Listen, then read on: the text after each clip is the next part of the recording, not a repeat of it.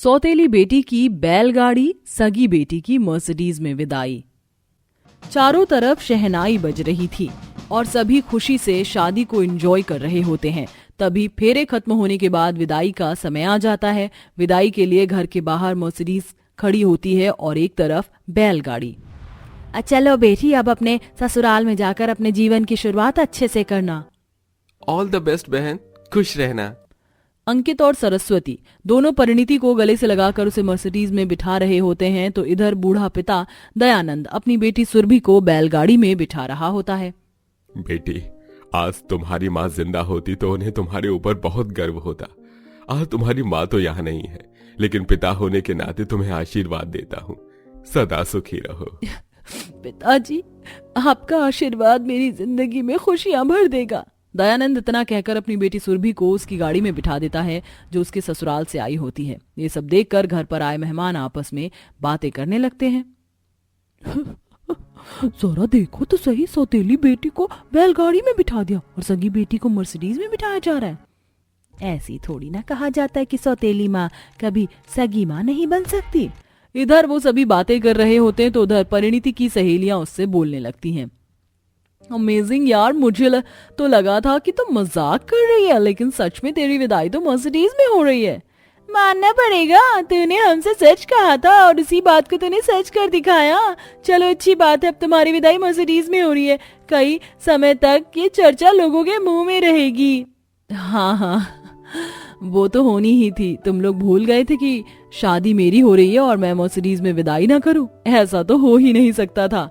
इतना कहने के बाद परिणीति अपनी मर्सिडीज में बैठ गई। दोनों बेटियों की विदाई एक ही समय पर होती है। जैसे ही मर्सिडीज ऑन होती है, अचानक से उसका टायर निकलकर बाहर आ जाता है और सभी जोर जोर से हंसने लगते हैं। और इधर बैलगाड़ी को चलाने से पहले उसकी सभी लाइट्स ऑन की जाती हैं। वह किसी रथ या डोली से कम नहीं नजर आ रही थी। ये लो जी, एक बैलगाड़ी ने मर्सिडीज को फेल कर दिया। अब ड्राइवर निकलकर टायर जोड़ने में लग गया और इधर सुरभि अपनी सुंदर सी बैलगाड़ी पर विदा हो गई। आखिर ऐसा भी क्या था जो एक ही घर की दो बेटियां बैलगाड़ी और मर्सिडीज पर विदा हो रही थीं? चलिए जानने के लिए कहानी में थोड़ा पीछे चलते हैं। मैंने अपनी परिणीति के लिए ऐसा लड़का देखा है कि वहां जाकर मेरी बेटी बस राज करेगी, राज। और तुमने अपनी सौतेली बेटी के लिए कैसा लड़का देखा है? मैंने सुना है वो गरीब है। अरे आपको तो ऐसा ही लगता है कि मैं अपनी सौतेली बेटी को प्यार नहीं करती हूँ। अरे मैंने उसका रिश्ता बहुत अच्छी जगह किया है, वहाँ वह खुश रहेगी। भरोसा नहीं है तो तोड़ दो रिश्ता। सरस्वती ऐसा कहकर दयानंद को चुप कर देती है और खुद रोने लगती है। अरे भाग्यवान, अब चुप हो जाओ। ऐसा भी क्या बोल दिया मैंने? मैं तो सब कुछ अच्छा ही कर रही हूँ, लेकिन आपको मेरे ऊपर विश्वास नहीं है। सौतेली माँ हूँ, लेकिन मुझे उसका ख्याल है। चलो ठीक है, तुमने जो किया है सही किया हो। अरे जो किया है बहुत सोच समझ कर किया। मेरी बेटी को जो मिलना चाहिए था उसका मुकाबला मेरी सौतेली बेटी को करने तो नहीं दूंगी मैं। सरस्वती मुंह पर मीठी और पीछे छुरी की धार की जैसी थी, एकदम नुकीली। उसी वक्त उसकी बेटी परिणीति घर पर आती है। क्या हुआ? बड़ा ही सीरियस माहौल है। नहीं बेटी, सीरियस माहौल नहीं है। पता है तुम्हें, मैं तुम्हारे लिए लड़का ढूंढ के लाई हूँ। तुम्हारी शादी बहुत धूमधाम से करने वाली हूँ मैं। चाहे आपने लड़का जैसा भी ढूंढा हो, मुझे मेरी शादी में विदाई तो मर्सिडीज में ही चाहिए। फिर आपको खुद ही क्यों ना करनी पड़े मर्सिडीज। अगर मर्सिडीज नहीं आई तो मैं विदा नहीं होंगी। बस इतनी सी बात। अरे तू मेरी बेटी है, तेरे लिए तो मैं जमीन आसमान एक कर दूं, फिर मर्सिडीज क्या है। जा बेटी, तेरी माँ का वादा है, तेरी विदाई मर्सिडीज में ही होगी। इस तरह सरस्वती अपनी सगी बेटी से मर्सिडीज का वादा कर लेती है और इधर सौतेली बेटी घर में नौकरानी की तरह सिर्फ काम करती रहती है।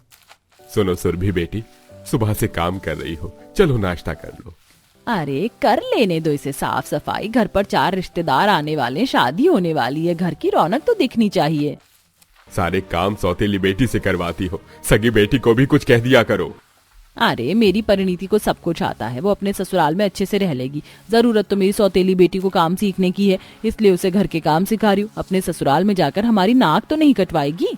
ये सुनकर सुरभि को बहुत दुख होता है कि उसकी सौतेली माँ उसके साथ नौकर जैसा व्यवहार करती है। इस तरह शादी की तैयारी हो जाती है। घर के अंदर जो भी नया सामान आता है वह सभी सिर्फ परिणीति के लिए होता है और परिणीति अपनी सहेलियों को फोन करके बताती है।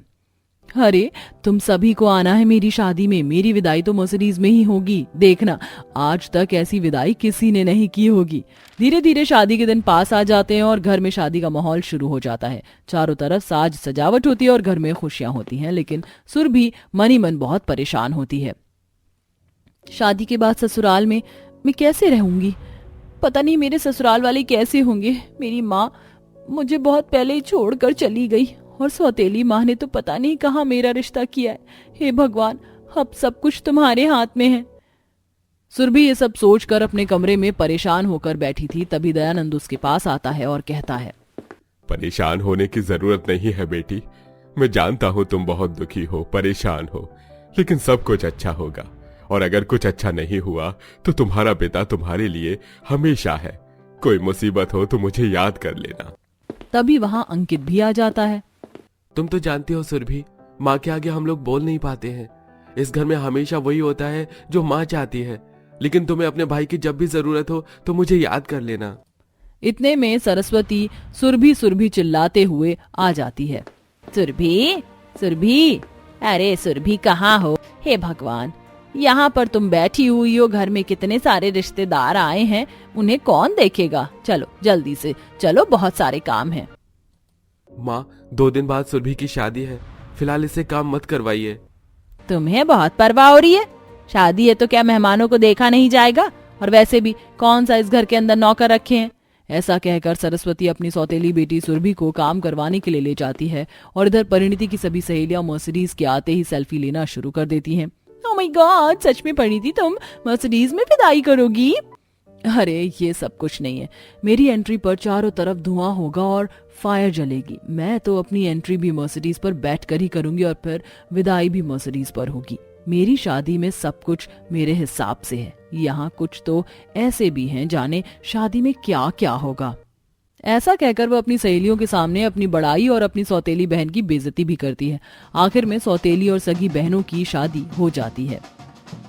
अरे अब क्या हो गया इस मर्सिडीज में? पहले घर के बाहर ही टायर निकल गया और अब ये मर्सिडीज होकर भी कछुए की चाल चल रही है। लगता है मैडम मर्सिडीज की डीजल खत्म हो गई है, मैं अभी लेकर आता हूँ। ड्राइवर मर्सिडीज में डीजल डाल देता है, जिसके बाद मर्सिडीज फिर से चलने लगती है, लेकिन अचानक से मर्सिडीज का एसी ऑफ हो जाता है। परिणीति को घुटन होने लगती है। शीशे खोलो जल्दी से, मुझे उल्टी का मन हो रहा है, जल्दी से शीशे खोल दो। परिणीति मर्सिडीज रुकवा कर पहले उल्टियां करती है और उसके बाद शीशे ओपन करके मर्सिडीज में बैठती है। उधर बैलगाड़ी में सुरभि अपनी सास, नंद और पति से हंसी मजाक करते हुए जाती है। रास्ते में सास मूंगफली खरीदती है। बहू, ये लो मूंगफली खा लो। मूंगफली खाते हुए सफर कब बीत जाएगा पता भी नहीं चलेगा।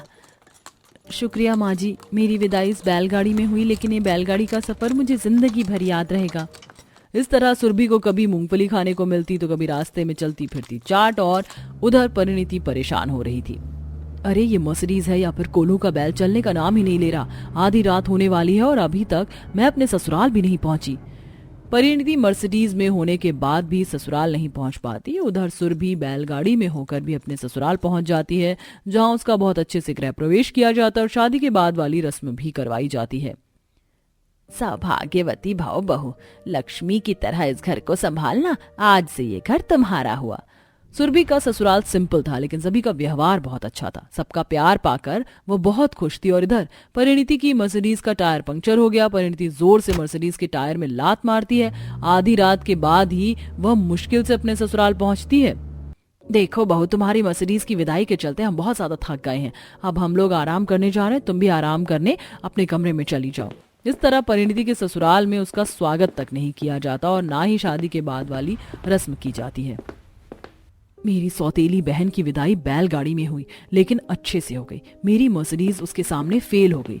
अगर मैं भी बैलगाड़ी में विदा होकर जाती तो शायद मुझे इतनी परेशानियां नहीं उठानी पड़ती।